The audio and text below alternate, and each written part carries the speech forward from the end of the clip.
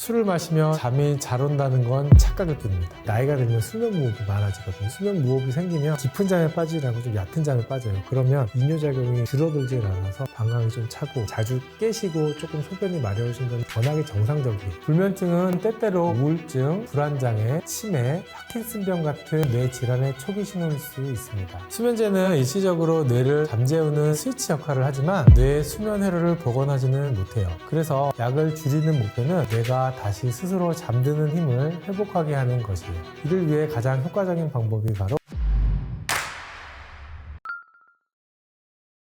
우리가 잠이 드는 과정은 단순히 피곤해서 눈이 감긴다는 수준이 아니라 뇌 안의 두 시스템, 각성 시스템과 수면 시스템이 서로 균형을 이루는 정교한 과정입니다. 뇌에는 깨어있게 만드는 각성 시스템과 잠을 유도하는 브레이크인 수면 시스템, 이 두 가지가 마치 스위치처럼 존재합니다. 낮 동안에는 각성 시스템이 켜져서 집중하고 활동하게 만들고요. 저녁이 되면 자연스럽게 수면 시스템이 활성화돼서 졸음을 유도합니다. 이렇게 하루 24시간 동안 두 시스템이 리듬을 만들며 돌아가는 것이 정상적인 수면 기전이에요. 그렇다면 수면은 어떻게 시작될까요? 잠이 오기 위해서는 크게 두 가지 변화가 필요합니다. 하나는 각성 시스템이 서서히 꺼지고 수면 시스템이 동시에 켜져야 해요. 해가 지면 우리 몸은 멜라토닌이라는 수면 호르몬을 분비하기 시작해요. 멜라토닌은 단순히 졸리게 하는 호르몬이 아니라 뇌에서 각성 시스템을 꺼도 된다라고 하는 신호를 보내는 역할을 합니다. 또 한 가지 중요한 작용이 있는데요. 아데노신이라는 피로물질입니다. 각성 상태에서는 아데노신이라는 물질이 점점 뇌 안에 축적되는 수면 부채, 즉 빚이 쌓이게 됩니다. 아데노신이 많아질수록 수면 시스템은 활성화되고요. 각성 시스템은 억제되면서 자연스럽게 졸음이 몰려와요.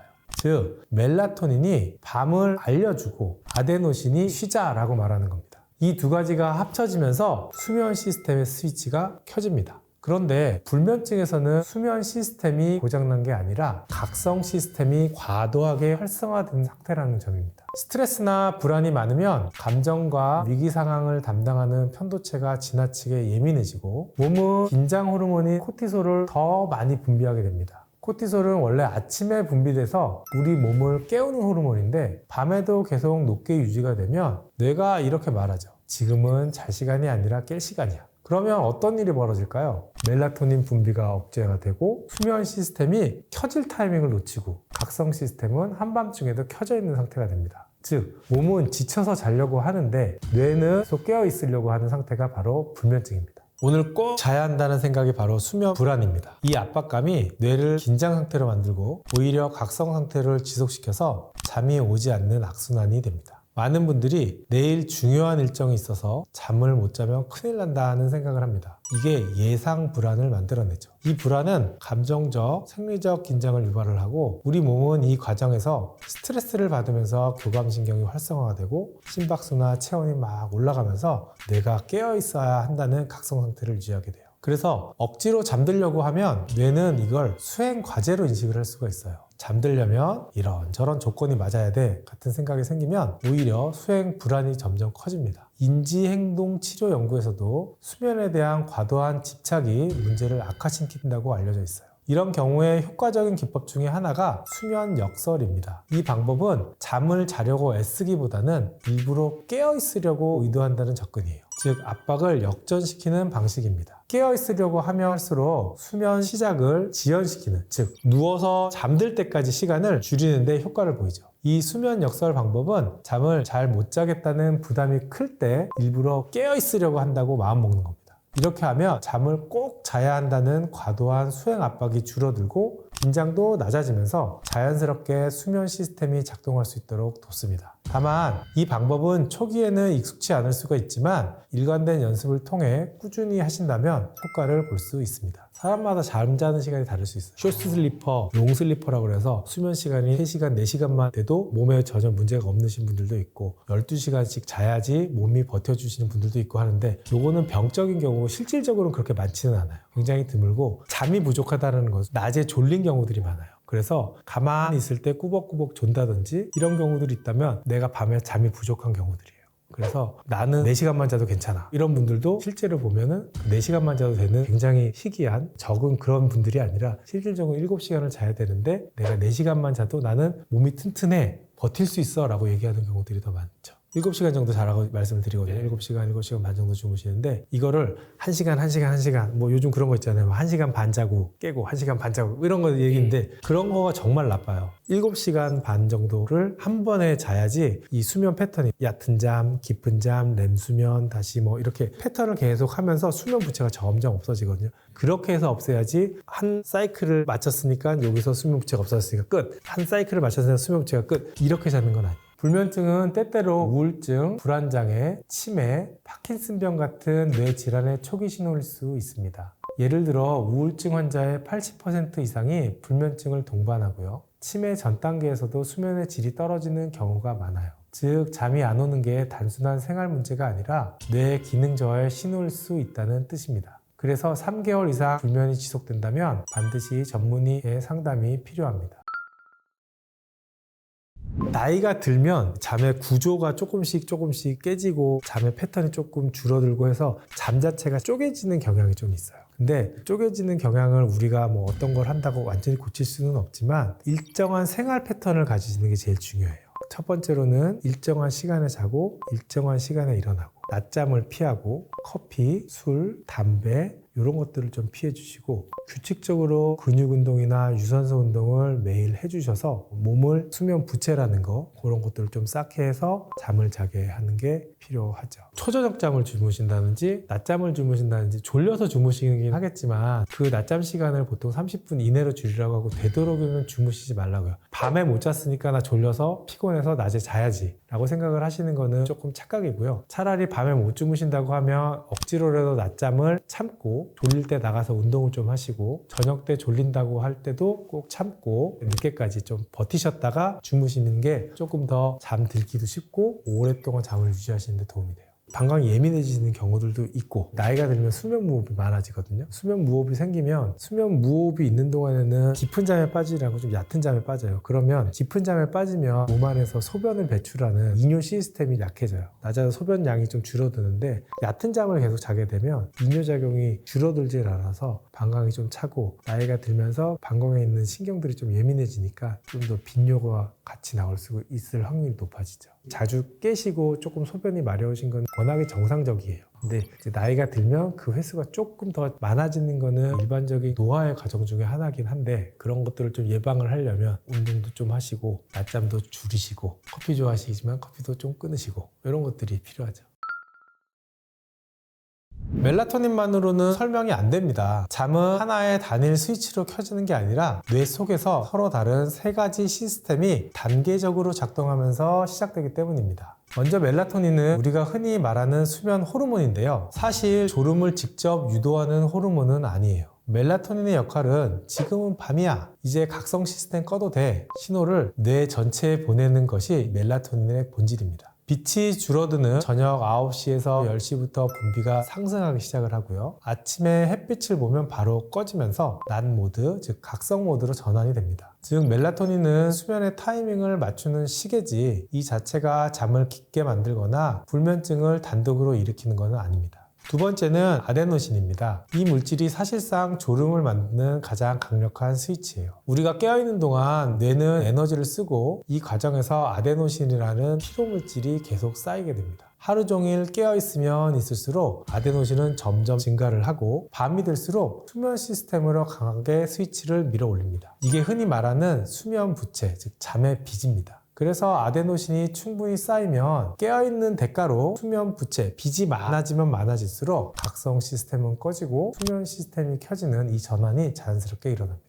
그리고 마지막으로 중요한 역할을 하는 것이 가바라고 하는 억제성 신경 전달 물질입니다. 멜라토닌이 밤을 알리고 아데노신이 이제 졸린 상태를 만들면 마지막 단계에서 가바가 활성화되면서 뇌 전체를 진정시키고 실제로 잠이 들게 합니다. 불필요한 신경 흥분을 차단하고 심박수나 호흡, 근육 긴장도를 떨어뜨리면서 뇌의 각성 회로를 강하게 억제합니다. 우리가 툭 하고 잠드는 순간은 결국 가바가 브레이크를 제대로 밟아줄 때 일어납니다. 불면증에서는 어떤 일이 벌어질까요? 그러면 불면증 환자들을 보면 대부분 단순히 멜라토닌만 부족한 것이 아닙니다. 핵심은 각성 시스템이 과도하게 켜져 있는 상태예요. 스트레스, 불안, 걱정, 커피나 카페인 음료, 야근과 불규칙한 수면, 스마트폰, LED 불빛 이런 요인들이 많아지면서 깨어있게 만드는 회로가 밤에도 계속 작동을 합니다. 그러면 멜라토닌의 효과가 약해지고 아데노신의 졸림 신호가 덜 느껴지고 가바에 잠들게 하는 힘이 약해집니다. 즉 몸은 피곤한데 뇌는 계속 깨어있으려고 하는 상태. 이게 바로 불면증의 실체입니다. 그래서 불면증의 원인을 단순히 멜라토닌 부족만으로 보면 절대 해결되지 않습니다. 잠은 멜라토닌이 밤을 알려주고 아데노신이 졸음을 만들고 가바가 실제로 잠을 주도하는 세 가지 시스템이 동시에 맞물려야 일어나는 과정이기 때문입니다. 이 시스템을 정상적으로 가동시켜야 불면을 조절할 수 있습니다. 멜라토닌은 우리가 흔히 수면 호르몬이라고 부르고 있지만 정확히는 졸음을 만드는 호르몬이 아니라 밤이 왔다는 신호를 주는 호르몬이에요. 즉, 이 수면 타이밍을 맞추는 역할이 핵심입니다. 따라서 멜라토닌 보충제는 수면 시간을 앞으로 당기거나 뒤로 밀어주는 데는 도움이 되지만 불안이나 스트레스 등으로 과도하게 각성된 뇌를 억제해서 잠을 재우는 작용은 적습니다. 그러면 멜라토닌 보충제가 효과가 있는 경우는 어떤 때일까요? 특정한 상황에서는 멜라토닌이 확실히 효과를 냅니다. 우선 야간 근무를 하거나 늦게 자고 늦게 일어나는 지연성 수면 이상 증후군, 그리고 시차 적응이 잘 안 되는 경우 등의 주기 리듬이 무너져 있을 때, 잠자는 사이클이 어긋났을 때는 이때는 멜라토닌이 수면 시계를 정상으로 되돌려주는 데 도움이 됩니다. 또 노화로 멜라토닌 분비가 실제로 감소한 경우에서도 도움이 됩니다. 나이가 들면 멜라토닌 분비량이 자연스럽게 줄어들어요. 이런 경우에는 소량의 멜라토닌이 잠드는 시간을 당기고 밤중에 깨는 횟수를 줄여줄 수 있습니다. 멜라토닌이 거의 효과가 적은 경우도 있어요. 스트레스, 불안, 생각 폭주로 인한 각성 과다형 불면증에는 효과가 적습니다. 이 경우의 핵심 문제는 멜라토닌 부족이 아니라 각성 시스템이 과활성화된 겁니다. 걱정이 많고 잠자리에서 생각이 멈추질 않고 몸이 미세하게 긴장되어 있는 이런 경우는 멜라토닌을 먹어도 수면 타이머만 살짝 건드릴 뿐이어서 과도하게 켜져 있는 각성 회로는 꺼지지 않기 때문에 효과가 별로 없어요. 따라서 수면의 타이밍이 무너진 경우인지 각성 시스템이 과도하게 켜져 있는 경우인지를 파악한 뒤에 거기에 맞는 치료를 하는 것이 중요합니다. 수면제는 일시적으로 뇌를 잠재우는 스위치 역할을 하지만 뇌의 수면 회로를 복원하지는 못해요. 그래서 약을 줄이는 목표는 뇌가 다시 스스로 잠드는 힘을 회복하게 하는 것이에요. 이를 위해 가장 효과적인 방법이 바로 인지행동치료, CBTI라고 해요. 이 치료는 생각이나 습관, 환경을 동시에 교정해서 뇌가 다시 잠드는 법을 기억하게 도와줍니다. 연구에 따르면 이 인지행동치료는 수면제보다 재발률이 훨씬 낮다고도 합니다. 수면 제한요법은 역설적인 접근이에요. 잠이 안 온다고 오래 누워있는 걸 막는 거예요. 예를 들어서 밤 11시부터 아침 7시까지 누워있지만 실제 잠든 시간은 4시간이라고 한다면 그 사람은 수면 허용 시간을 4시간으로 제한하는 거예요. 잠들지 않은 상태에서 누워있는 시간을 줄이고 누워있는데 실제 잠자는 시간을 늘리는 거예요. 예를 들면 밤 11시부터 아침 7시까지 누워있는데 실제로는 4시간만 잤다. 밤 11시부터 잠자리에 누웠지만 잠이 안 들어요. 2시부터 잠이 든다라고 하면 11시부터 누워있는 게 아니라 2시부터 눕는 거예요.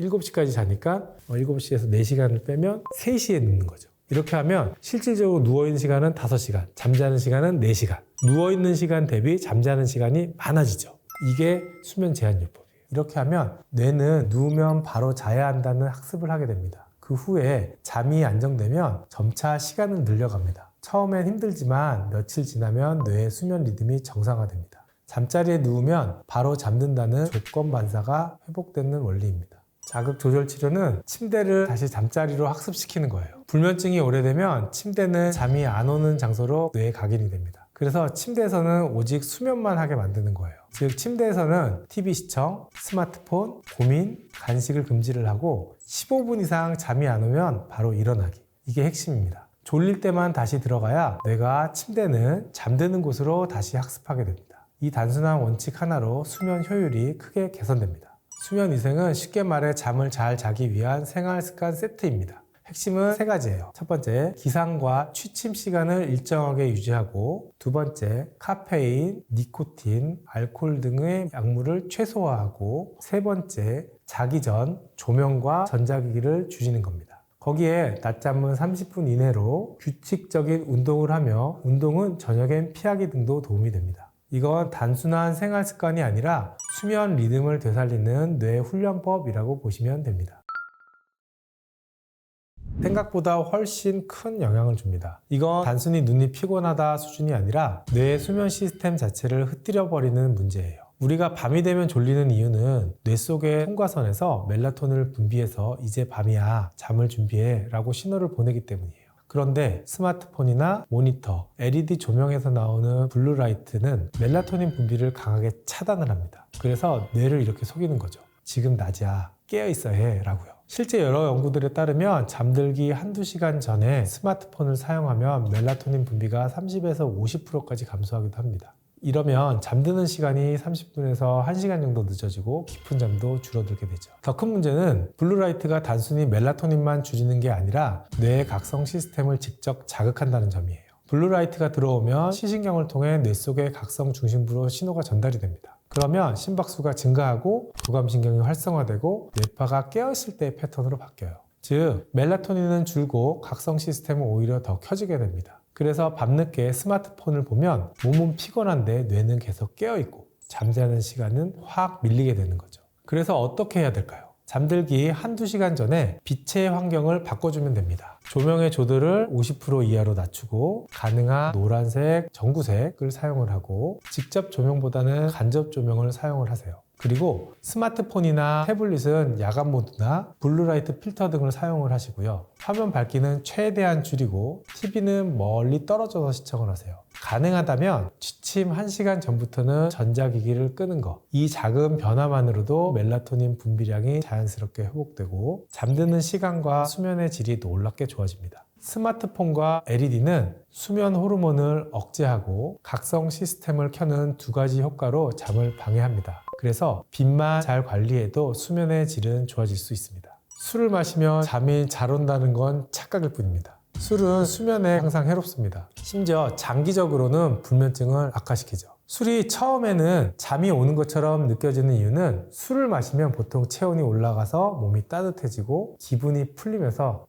졸립다 라는 느낌이 오죠. 이건 알코올이 뇌에서 가바라는 억제성 신경 전달 물질을 흉내내기 때문이에요. 가바는 원래 뇌를 진정시키고 뉴런의 흥분을 낮추고 잠이 들도록 돕는 역할을 합니다. 그래서 알코올을 마시면 벤조디아제핀 계열의 수면제와 비슷하게 일시적으로 진정 효과가 나타납니다. 바로 이 순간적인 효과 때문에 잠이 잘 오는 것 같다고 느끼는 겁니다. 하지만 몇 시간 뒤부터는 이 수면 구조를 무너뜨립니다. 문제는 알코올의 다음 단계입니다. 알코올이 분해된 뒤 나오는 아세트알데하이드, 아세트산 등의 대사물질이 뇌를 다시 자극해서 각성 시스템을 강하게 켜버립니다. 그 결과로 수면의 회복력을 결정하는 가장 핵심 단계인 깊은 잠이 줄어들고 꿈을 꾸는 렘 단계가 줄어들면서 기억 정리, 감정 조절, 스트레스 회복이 안 되고 알코올의 진정 효과가 떨어지는 새벽 2시에서 4시쯤에 몸이 알코올을 해독하면서 교감신경이 활성화되고 다시 심박수가 빨라지고 체온이 올라서 미세 각성도가 높아지기 때문에 자주 깨고 또 이뇨작용이 커지면서 화장실을 자주 가게 되면서 여러 번 깨게 됩니다. 장기적으로는 술이 불면증을 더 악화시켜요. 처음에는 한 잔이면 잠이 잘 오네 하다가 점점 같은 효과를 내기 위해서는 더 많은 술이 필요해지고 내성이 생기고 결국 수면 리듬이 무너지면서 깊은 잠이 감소되고 새벽엔 각성이 증가하고 낮에는 피로도가 증가해서 불안이 악화됩니다. 이런 악순환이 반복되면서 불면증이 더 심해집니다. 실제로 알코올을 끊으면 몇 주 뒤에 대부분 깊은 잠과 렘 수면이 뚜렷하게 회복되는 것도 잘 알려져 있습니다.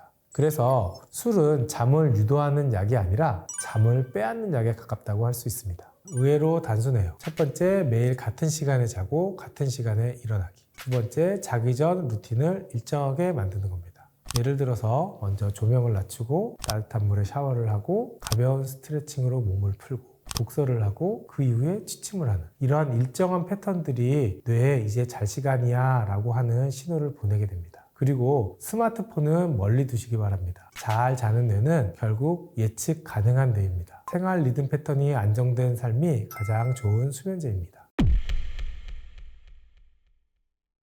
편두통이 자주 오는데 그냥 참아요 하는 건 굉장히 위험한 생각이에요. 방치하면 뇌가 통증 지역을 학습해버려서 아무렇지도 않은 상황에서도 두통을 느끼게 됩니다. 50세 이상에서 발생한 두통은 뇌혈관 질환이나 뇌종양 등을 꼭 감별해야 합니다. 우리 몸은 뇌졸중에 대한 경고 신호를 미리 보내기도 합니다. 대표적인 게 바로 안녕하세요. 건강구조대 구독자 여러분 반갑습니다. 저는 참포도나무병원에서 신경과를 전문으로 하고 있는 원장 홍성규입니다. 예전에는 뇌졸중이 60, 70대 이상에서 주로 생겼는데요. 요즘은 30, 40대에도 심심치 않게 진단받는 분들이 있습니다. 이유는 생활 습관의 변화가 가장 커요. 20, 30대 때부터 과로, 스트레스, 불규칙한 식습관, 흡연, 음주, 운동 부족 이런 것들이 누적되면서 혈관이 실제 나이보다 훨씬 빠르게 늙는 거예요. 특히 만성 스트레스와 수면 부족은 혈압과 혈당을 올리고 혈관 벽을 딱딱하게 만드는 주요 원인입니다. 요즘은 카페인 과다 섭취나 야근, 에너지 음료, 심지어 금연을 하지 않고 전자담배로 바꾸면서도 여전히 니코틴에 노출되는 경우가 많습니다. 또 하나는 비만과 대사증후군이에요. 30, 40대에는 복부 비만, 고지혈증, 고혈압, 당뇨 같은 질환이 많아졌는데 이게 다 혈관 노화의 가속기 역할을 하죠. 즉, 젊다고 혈관이 젊은 게 아닙니다. 혈관 나이는 우리가 어떻게 살았느냐에 따라 결정돼요. 술, 담배, 스트레스, 짜고 기름진 음식, 운동 부족 이 5가지만 줄여도 혈관 나이를 10년은 젊게 만들 수 있습니다. 많은 경우에 뇌졸중은 갑자기 오는 병이 맞아요. 근데 적지 않은 경우에 우리 몸은 뇌졸중에 대한 경고 신호를 미리 보내기도 합니다. 대표적인 게 바로 미니 뇌졸중, 즉 일가성 허혈 발작이에요. 이건 뇌혈관이 잠깐 막혔다가 다시 뚫리는 경우인데요. 뇌혈관이 막혀서 뇌가 죽어버리면 뇌경색으로 증상이 남지만 뇌가 죽기 전에 피가 다시 돌면서 뇌가 살아나서 증상이 회복되는 게 바로 일가성 뇌허혈 발작, 미니 뇌졸중이에요. 증상은 생겼다가 몇 분 또는 몇 시간 안에 사라지죠. 예를 들어서 갑자기 말이 안 나오거나 어눌해지고 한쪽 팔다리 힘이 빠지거나 시야의 일부가 가려졌다가 다시 돌아오기도 하고요. 어지러우면서 술 취한 것처럼 비틀비틀 거리는 경우가 있습니다. 이런 증상이 잠깐만 나타났다가 사라졌다고 해서 그냥 넘어가면 안 됩니다. 이런 경우 48시간, 보통 이틀 이내에 진짜 뇌졸중으로 진행할 위험성이 매우 높기 때문이에요. 실제 통계를 보면 미니 뇌졸중 후 이틀 이내에 10% 정도에서 본격적인 뇌졸중으로 이어집니다. 그래서 이런 경고 신호는 무시하지 말고 바로 병원으로 오셔야 합니다. 근데 다리 하나에 힘이 빠지게 되면 뇌졸중보다는 허리를 먼저 생각을 하고 드물게 뇌졸중이 오기도 하는데 그게 흔한 증상은 아니에요. 시야장애라고 해서 한쪽이 안 보이거나 한쪽이 번쩍번쩍거리거나 특정 부분이 안 보이는 이명이나 쉑쉑거리는 소리를 본인이 들어가지고 문제가 있다라고 느끼는 경우는 그렇게 많지는 않은데 가끔가다 뇌 안에 동정맥 기형이라고 동맥하고 정맥이 서로 연결이 되면서 슉슉슉 소리 나는 경우들이 있을 수는 있는데 그게 갑작스럽게 소리가 확 나거나 그러진 않죠. 외래에서 보면 증상이 있었지만 그냥 넘기고 한참 뒤에 오시는 분들이 정말 많아요. 그땐 피곤해서 그런 줄 알았어요. 잠시 어지러웠을 뿐이에요. 괜찮아질 줄 알았죠 하는 분들이요. 하지만 그런 게 바로 뇌가 보내는 첫 SOS일 수 있습니다. 가장 대표적인 건 FAST라고 하는데요. 영어로 F, A,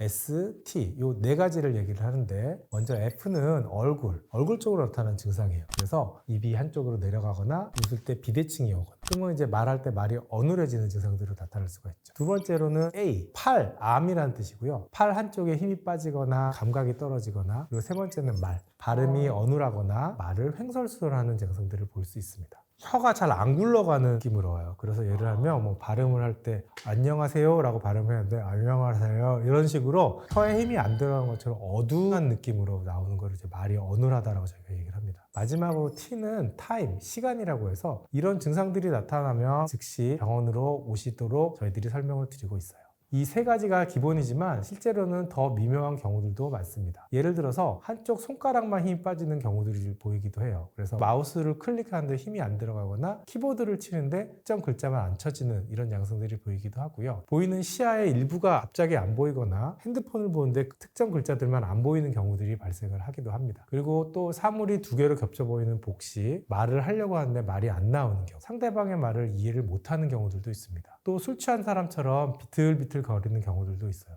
이런 증상도 약간만 이상했어요 하다가 넘어가면 다음에 큰 뇌경색으로 이어질 수 있으니 주의하십시오.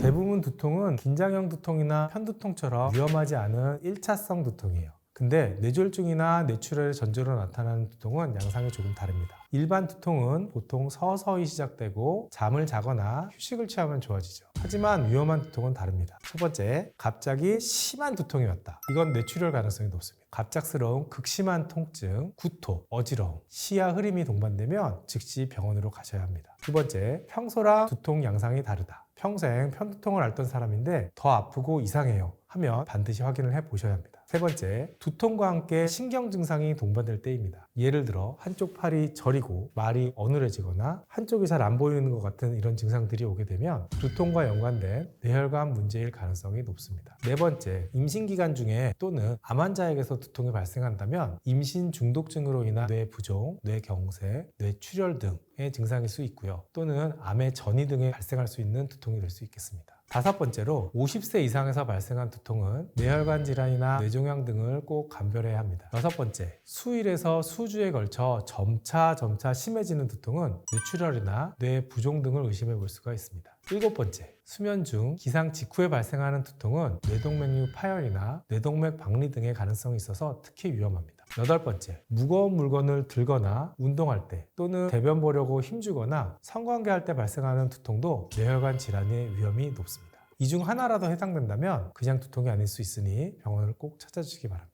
MRI도 정상이면 괜찮은 거죠? 라고 안심하시는 분들도 있고 근데 왜 이렇게 아프죠? 하고 걱정하시는 분도 많습니다. 두통은 원인을 기준으로 크게 1차성 두통과 2차성 두통으로 나눕니다. 먼저 2차성 두통은 뇌에 구조적인 이상이 있어서 생기는 두통이에요. 예를 들어서 뇌출혈, 뇌종양, 뇌혈관 이상, 뇌경색 같은 경우가 있죠. 이럴 때 검사에서 원인이 보입니다. 그런데 MRI에서 정상이라면 대부분은 1차성 두통, 기능적인 이상입니다. 뇌 구조엔 이상이 없지만 뇌를 둘러싼 근육, 신경, 혈관, 자율신경의 균형이 깨져서 통증이 생기는 거예요. 대표적인 게 긴장형 두통, 편두통, 자율신경 불균형으로 인한 두통이 있습니다. 즉, MRI가 정상이라고 이상이 없는 건 아닙니다. 구조적인 문제는 없지만 기능적인 문제가 있다는 뜻이에요. 그래서 원인에 따라 생활 습관을 조절하고 근육이완 치료를 받고 약물 치료나 신경 치료 등을 하게 됩니다. 편두통은 단순히 머리가 아픈 병이 아니라 뇌혈관과 뇌신경이 과민해진 상태예요. 우리 뇌혈관은 평소에 일정한 리듬으로 수축과 확장을 반복하는데 편두통이 있는 분들은 이 반응이 너무 예민하게 작동합니다.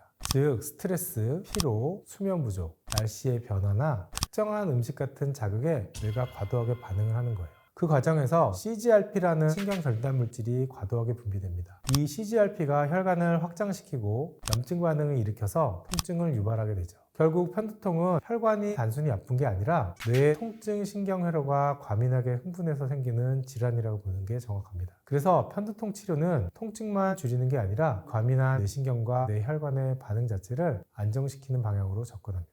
여러 연구에서도 편두통이 반복되면 뇌가 변화한다고 알려져 있습니다. 편두통이 가끔 오는 건 큰 문제가 되진 않지만 매달 15일 이상, 3개월 이상 지속되면 만성 편두통이라고 부릅니다. 이 만성 편두통 단계로 넘어가면 뇌의 통증 조절 시스템이 망가집니다. 처음엔 자극이 있을 때만 아프던 뇌가 이후엔 자극이 없어도 자체적으로 통증 신호를 만들어내요. 그래서 뇌가 통증에 과민해지고 스스로 통증을 만들어내는 상태가 되는 거죠. MRI로 보면 실제로 대뇌 피질의 두께에 변화가 있거나 통증 관련 부위의 기능 저하가 보고되기도 합니다. 그래서 편두통이 자주 오는데 그냥 참아요 하는 건 굉장히 위험한 생각이에요. 방치하면 뇌가 통증 기억을 학습해버려서 아무렇지도 않은 상황에서도 두통을 느끼게 됩니다. 그래서 초기에 제대로 치료하고 수면, 카페인, 스트레스 조절 등의 생활 습관을 함께 관리하는 게 뇌를 보호하는 방법입니다. 실제로 여성은 남성보다 편두통도 많고 편두통으로 인한 뇌졸중 위험도 조금 더 높습니다. 여기에 몇 가지 이유가 있어요. 첫 번째, 호르몬의 영향이에요. 여성 호르몬인 에스트로겐은 혈관을 보호하기도 하지만 월경주기나 피임약, 폐경기 변화 등으로 호르몬의 급격한 변동이 생기면 혈관의 수축과 이완의 조절이 불안정해져요. 두 번째, 편두통 자체가 혈관에 스트레스를 주기 때문이에요. 특히 조짐이 동반된 편두통이 있는 여성은 일시적으로 뇌혈류가 줄어드는 경험을 반복하기 때문에 뇌졸중 위험이 더 높다는 연구들이 있습니다. 여기에 흡연이나 피임약 복용, 여성 호르몬 치료, 고혈압 같은 요인들이 겹치게 되면 뇌졸중 위험이 더 커지게 되죠. 두통약을 자주 복용해서 발생하는 이런 두통을 약물 과용 두통이라고 합니다. 보통 두통약을 한 달에 열흘에서 보름 이상, 즉 일주일에 두세 번 이상 복용하시게 되면 두통약으로 인한 약물 과형 두통이 발생하게 돼요. 보통 우리가 두통이 있으면 통증을 줄이려고 약을 드시죠. 근데 이렇게 자주 약을 드시게 되면 우리 뇌는 변화를 일으켜서 머리가 아파서 약을 먹는 게 아니라 몸속에 약이 부족해지면서 약을 달라고 머리가 아파집니다. 주객이 전도된 거죠. 시작은 아파서 약을 먹었는데 약이 부족해져서 두통이 발생하는 상황이 발생하게 되는 거예요. 그래서 저는 환자분들께 항상 말씀드리는 게 있습니다. 진통제는 일주일에 두세 번 이상 꾸준히 복용하는 거 피하도록 하시고요. 그리고 이렇게 자주 약을 복용할 정도로 두통이 있다면 그땐 병원에서 꼭 치료를 하셔야 됩니다. 라고요. 치료는 복용하던 진통제를 중단을 하고 두통이 자주 생기지 않도록 예방치료를 하시는 거예요. 치료의 핵심은 복용하던 진통제를 중단하는 겁니다. 그리고 생활습관을 교정하고 약물치료나 주사치료 등의 예방치료를 통해서 두통의 빈도를 줄여서 약을 안 먹어도 되는 날이 늘어나면서 두통이 호전되게 만드는 겁니다.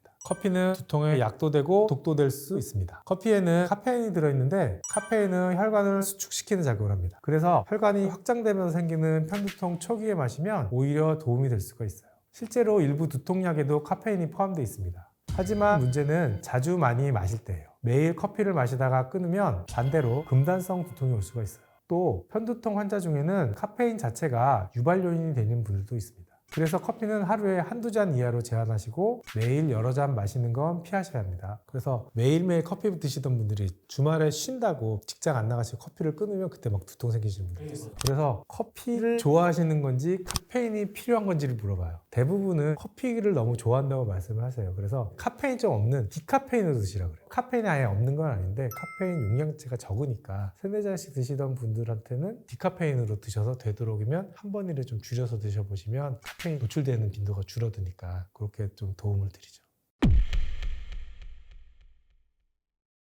치매 가장 초기에는 기억력보다 먼저 무너지는 기능이 따로 있습니다. 바로 치매가 발생하기 몇 년 전부터 냄새를 잘 못 맡는다. 부모님이 혼잣말이 늘었다고 걱정하시면서 치매를 의심하시는데요. 결론부터 말씀드리면 혼잣말 그 자체만으론 치매라고 볼 수 없습니다. 다만 기억력 저하나 인지기능 이상을 의심할 수 있는 혼잣말들이 있어요. 예를 들어 대부분은 요즘 기억력이 좀 나빠졌어 하면 바로 치매를 떠올리지만 사실 치매의 가장 초기에는 기억력보다 먼저 무너지는 기능이 따로 있습니다. 바로 전두엽의 집행기능, 즉 판단력과 일의 순서를 처리하는 능력이에요. 예를 들어 평소에 잘하던 요리를 하다가 순서를 자꾸 헷갈린다던가 은행 업무처럼 익숙한 일을 하면서 계산이 잘 안 되고 실수가 많아지는 경우, 길을 찾는 능력이나 약속 시간을 지키는 감각이 떨어지는 게 먼저 나타날 수 있어요. 이런 변화는 본인보다는 오히려 가족들이 먼저 눈치채는 경우가 많아요. 엄마가 요즘 말이 앞뒤가 안 맞아요. 돈 관리가 이상해졌어요. 요리를 잘 못하고 음식 맛이 예전 같지가 않아요. 라는 게 보이죠. 그래서 단순히 기억력이 떨어진 경우뿐만이 아니라 성격이 변하거나 판단력이 떨어지거나 익숙한 일을 잘 못하는 경우가 있다면 조기에 치매 검사를 받아보는 게 좋겠습니다. 실제 진료에서도 기억이 너무 떨어져 치매인 줄 알았다 하셨는데 검사해보면 우울증으로 인한 가성치매, 즉 가짜 치매인 경우가 꽤 많습니다. 또 반대로 치매 환자의 30%에서 50%에서는 우울증을 함께 가지고 있다는 연구도 있을 정도로 두 질환은 서로 밀접하게 관련이 있어요. 치매와 우울증이 왜 비슷하냐면 증상이 겹치기 때문입니다. 치매도 우울증도 공통적으로 기억력, 집중력이 떨어지고요. 의욕이 없고 말수가 줄고 활동량이 감소하는 증상이 나타날 수가 있어요. 그래서 본인이나 가족들이 치매가 아닐까 하고 걱정하는 경우가 많습니다. 하지만 두 질환에는 조금 차이가 있습니다. 우선 본인이 문제가 있다고 느끼는가, 자기 인식입니다. 우울증 환자의 경우에는 기억이 너무 떨어져서 불안해요, 제가 이상해요, 치매인가 봐요 라고 스스로 문제를 크게 걱정하고 호소하시는 경우가 많고요. 하지만 진짜 치매 환자에서는 기억이 떨어지고 일상생활에 지장이 있는데도 괜찮아요, 문제없어요 라고 부인하시거나 심각성을 잘 모르시는 경우가 많습니다. 이거 뇌에서 인지기능을 관리하는 부위가 손상됐기 때문에 나오는 걸로 판단을 해요. 두 번째, 기억력의 문제의 양상도 달라요. 우울증의 경우는 기억이 안 나는 것 같다고 느끼지만 힌트를 주면 생각이 나는 경우가 많습니다. 즉, 기억 저장을 하는 것보다는 꺼내 쓰는 과정이 잘 안 되는 거죠. 치매는 힌트를 줘도 기억을 못하는 경우가 많습니다. 이는 뇌의 저장 자체가 잘 이루어지지 않기 때문이에요. 그리고 우울증과 치매는 경과가 완전히 달라요. 우울증만으로 인한 가성치매는 치료하면 거의 원래 수준으로 많이 회복이 됩니다. 항우울제 치료나 상담 치료로도 인지 기능이 좋아져요. 하지만 치매는 치료를 한다 하더라도 서서히 진행하는 경우가 많습니다. 시간이 지남에 따라 계속 악화되는 경향을 보이죠. 그래서 기억력 저하를 보이시면 치매 검사와 더불어서 우울증 검사도 함께 진행을 합니다. 치매와 우울증은 완전히 다르기도 하지만 겹치는 부분이 많고 함께 존재하는 경우도 많기 때문입니다. 많은 분들이 부모님이 혼잣말이 늘었다고 걱정하시면서 치매를 의심하시는데요. 결론부터 말씀드리면 혼잣말 그 자체만으론 치매라고 볼 수 없습니다. 중요한 건 혼잣말의 내용과 패턴입니다. 정상적인 혼잣말은 뇌 기능을 돕는 행동이죠. 사람은 원래 생각을 정리하거나 계획을 세울 때 혼잣말을 합니다. 열쇠 어디 뒀지? 오늘 약 챙겨야지? 전화 하나 해야겠다. 와 같은 이런 혼잣말은 정상적이고 오히려 뇌의 전두엽의 집행 기능을 활성화하는 건강한 습관이에요. 나이가 들면 말로 생각을 정리하는 방식이 조금 더 많아지는 것도 흔한 변화예요. 이런 유형은 치매랑은 무관합니다. 다만 기억력 저하나 인지기능 이상을 의심할 수 있는 혼잣말들이 있어요. 같은 말을 짧은 시간 내에 여러 번 반복하는 경우가 있습니다. 밥 먹었나? 여기가 어디지? 이런 말들을 몇 분 간격으로 밥 먹었나? 여기가 어디지? 조금 있다가 또 밥 먹었나? 여기가 어디지? 이런 식으로 계속 반복을 한다든지 같은 질문이나 문장을 하루에도 여러 번 반복하는 경우는 단기 기억 장애에서 흔히 나타납니다. 그리고 맥락 없는 단어를 반복하는 경우가 있어요. 엄마, 집에 가야지. 혼잣말을 이렇게 합니다. 이런 경우는 전두엽의 기능이 떨어지고 불안하거나 치매 전조일 가능성이 있습니다. 그리고 누군가랑 얘기하듯이 혼자 긴 시간 동안 중얼중얼 말하시는 경우도 있어요. 이런 경우에는 심리적 스트레스나 우울증 때문이기도 하지만 환청이나 한시 같은 정신병과 연관된 경우도 있고요. 치매와도 연결이 될 수가 있어서 평가가 필요합니다. 그리고 혼잣말만 가지고 판단하기보다는 혼잣말과 동반된 증상이 있는지 보시는 게 더 중요합니다. 최근 물건을 자주 잃어버린다, 일정 관리가 잘 안 된다, 약을 먹었는지 안 먹었는지 모른다, 무기력하거나 짜증이나 화가 많아지고 고집이 세지고 안 하던 욕을 한다는 등의 성격의 변화가 왔을 때 낯선 길에서 방향 감각이 떨어져서 헤매기도 하고 TV나 신문 내용을 이해하기 어려우기도 하고요. 또 질문을 반복해서 많이 하는 경우에는 이런 변화들이 보이면서 혼잣말이 많아지면 그때는 치매 검사를 한번 해보시는 것이 좋습니다. 대표적으로는 치매가 발생하기 몇 년 전부터 냄새를 잘 못 맡는다라는 보고들도 분명히 존재를 하고요. 렘 수면 장애라고 보통 이제 잠잘 때 렘 수면 장애 들어가면 사람이 가만히 움직이질 않는 게 정상인데 렘 수면에 장애가 오면서 몸부림을 친다든지 옆에 사람을 때린다든지 하는 이런 렘 수면 장애가 치매나 파킨슨병, 퇴행성 뇌 질환에서 잘 발견이 된다고 보고가 돼요. 근데 그런 증상이 있었으니까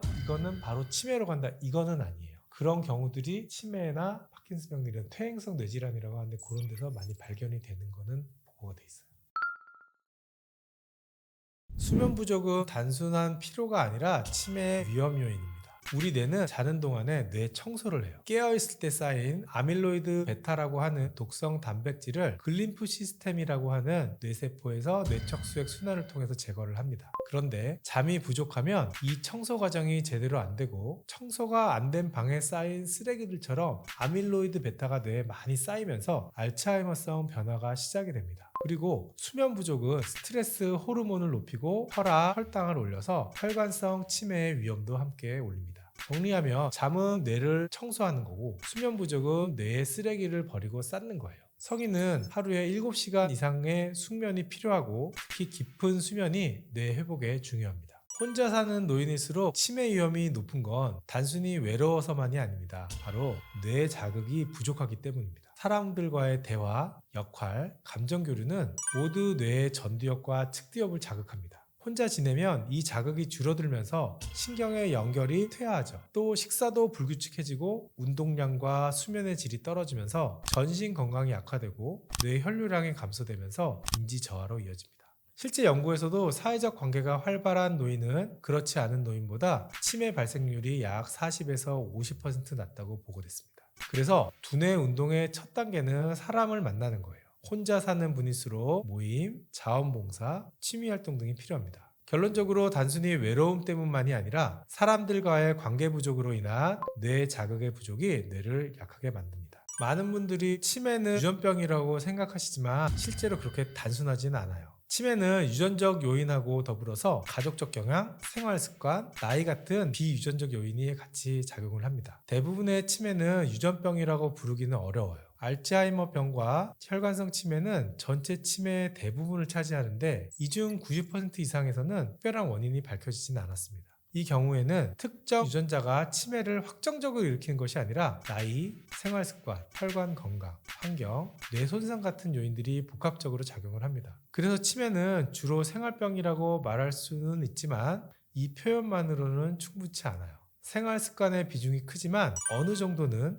유전적인 영향도 함께 작동하기 때문입니다. 하지만 가족적 경향은 분명히 존재합니다. 직계 가족 중에 알츠하이머 치매가 있는 경우에는 본인의 위험이 약 1.5에서 3배 정도 높아진다는 보고가 있습니다. 이것은 유전병이라는 뜻이라기보다는 부모와 자녀 사이의 유전적 취약성, 생활 환경의 유사성이 함께 전달되기 때문입니다. 그래서 가족력이 있다고 해서 반드시 치매가 생기는 건 아니지만 위험이 더 높을 수는 있다라는 의미예요.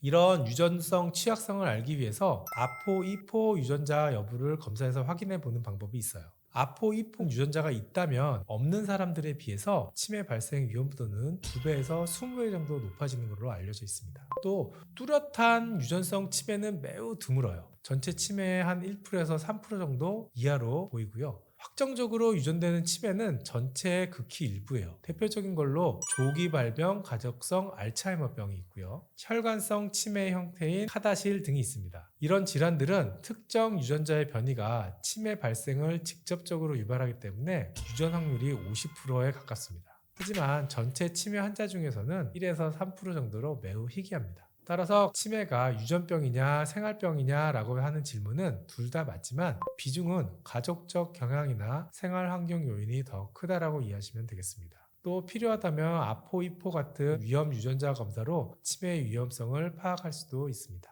그 얘기는 치매랑은 좀 상관은 없는데 우리 뇌는 한 번에 한 개밖에 안 해요. 한 번에 여러 개를 하는 것 같지만 여러 개의 자극이 들어가는 거지 한 번에 하나씩 하고 하나씩 하고 하나씩 하는 거예요. 그래서 내가 공부를 하면서 노래를 듣는다라고 하면 이거는 공부를 하든가 노래를 듣든가 돼요. 노래를 내가 다 듣고 노래를 즐기면서 가사도 즐기면서 공부까지 이거는 아니에요. 그냥 노래를 들으면서 공부한다는 거는 주변에 뭔가 소음을 주는 거지. 그럼 뭐 멀티를 하는 것 자체가 사람은 그렇게 못할 뿐더러 한 번에 하나씩 해가지고 일을 해결하는 거지 두 개를 똑같이 하지는 못하니까. 그래서 그걸 하는 사람들이 치매가 덜하고 하나만 하는 사람들은 자극이 덜 가니까 치매가 많이 이 얘기는 말이 안 돼요. 치매에 대한 운동의 긍정적인 효과는 여러 논문에서 말을 하고 있어요. 운동은 치매를 늦추는 약이 아닌 약입니다. 첫 번째로 운동은 뇌 혈류량을 증가시킵니다. 운동하면 심장이 강해지고 혈류가 활발해져서 뇌세포가 더 많은 산소와 영양분을 받습니다. 두 번째, 뇌유래 신경성장인자라고 하는 BDNF가 늘어요. 이 물질은 뇌세포를 새로 만들고 연결을 강화합니다. 즉, 운동을 하면 뇌세포가 진짜로 자랄 수 있는데 바로 이 BDNF 때문이죠. 세 번째는 운동은 수면의 질을 개선하고 스트레스를 줄입니다. 결국 깊은 수면으로 인해 치매를 일으키는 아밀로이드 베타라는 독성 단백질을 배출시켜서 치매의 위험성을 낮추게 됩니다. 그럼 어떤 운동이 좋으냐? 유산소 운동, 근력 운동, 균형 운동 이런 조합을 이루시기를 말씀을 드려요. 예를 들어 걷는 거 30분, 가벼운 근력 운동으로 식탁에 앉았다 일어서는 스쿼트, 그리고 한 발로 서는 것 같은 거예요. 근데 여기서 핵심은 어떤 운동을 하느냐보다는 꾸준하게 하느냐가 제일 중요합니다. 일주일에 3번에서 5번 정도, 한 번에 30분 이상을 꾸준히 운동하는 것이 중요합니다. 요약하자면 운동은 뇌에 피를 보내고 새로운 세포를 키우고 노폐물을 빼주는 치매 예방약입니다. 결론부터 말씀드리면 효과는 있어요. 하지만 이것만으론 충분하진 않습니다. 퍼즐이나 낱말 퀴즈는 생각보다 꽤 좋은 뇌 운동이에요. 왜냐하면 집중력이나 문제 해결 능력과 연관된 전두엽, 공간감각, 조작 능력과 관련된 두정엽, 측두엽 같은 뇌 영역을 자극해주기 때문이죠. 그래서 새로운 퍼즐을 처음 시작할 때는 뇌가 활성화됩니다. 문제 해결 과정에서 신경세포가 서로 연결이 되고 새로운 전략을 세우고 작은 성취감도 생기니까요. 그런데 문제가 있어요. 익숙해지면 운동 효과가 급격히 떨어진다는 겁니다. 아무리 좋은 운동이라도 맨날 같은 동작만 하면 근육이 적응해서 효과가 줄어드는 것처럼 퍼즐도 뇌가 패턴을 외워버리면 자동 모드로 돌입합니다. 초반에는 뇌가 열심히 학습하지만 몇 주만 지나도 자동화되고 자극이 급감해서 효과도 감소됩니다. 그래서 퍼즐만 꾸준히 한다고 치매가 예방된다는 건 반만 맞는 얘기예요.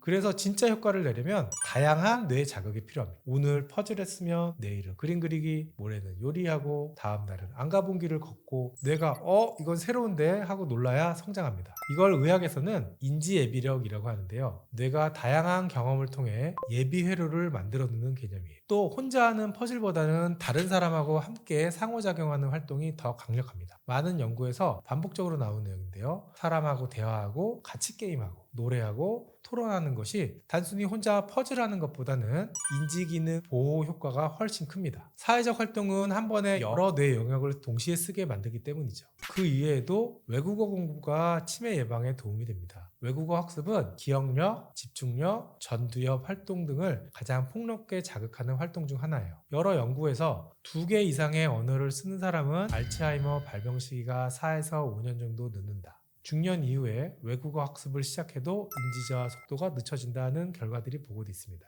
즉, 식당에서 처음 본 외국어로 메뉴를 읽기만 해도, 다른 사람과 외국어로 인사를 나누기만 해도 뇌는 운동하고 있는 겁니다. 요즘 많이 개발되고 있는 전자약이라고 그래서 뇌에서 전두엽 기능, 축두엽 기능, 후두엽 기능, 각 부위별로 기능들을 자극하는 그런 것들이 요즘 개발이 되고 보건복지부나 의과에서도 인증받아서 하는 경우들이 많아요. 근데 그게 단순히 핸드폰 어플에 하나 딱 떴으니까 그거 하면 되겠지 이런 거는 아니고 공식적으로 하는 업체들이 지금 요즘 많아져가지고 좀 생기고 있어요. 그래서 병원에서도 그거를 환자분들한테 도움을 좀 드리고 노인복지관 이런 데서도 같이 연계를 해서 지금 사업을 하고는 있는 중이에요. 근데 그게 이제 치료제로 이제 입증이 됐다, 치매 있으면 무조건 해야 된다 이런 건 아니고 약간 보조적으로 환자들 인지 기능을 좀 개선시키고 하는데 도움을 좀 주고 있죠. 도네페질 같은 기존 치매약은 뇌 신경물질 분해를 억제해서 인지기능과 연관된 콜린을 뇌 안에 좀 더 많이 머물게 해서 인지기능을 향상시키고 치매 진행을 늦추는 효과를 보였어요. 하지만 요즘 새로 나온 치매 신약인 레켐비라는 항체 치료제는 우리 몸의 면역력을 이용해서 치매를 일으키는 단백질을 아예 제거를 해버리는 약입니다.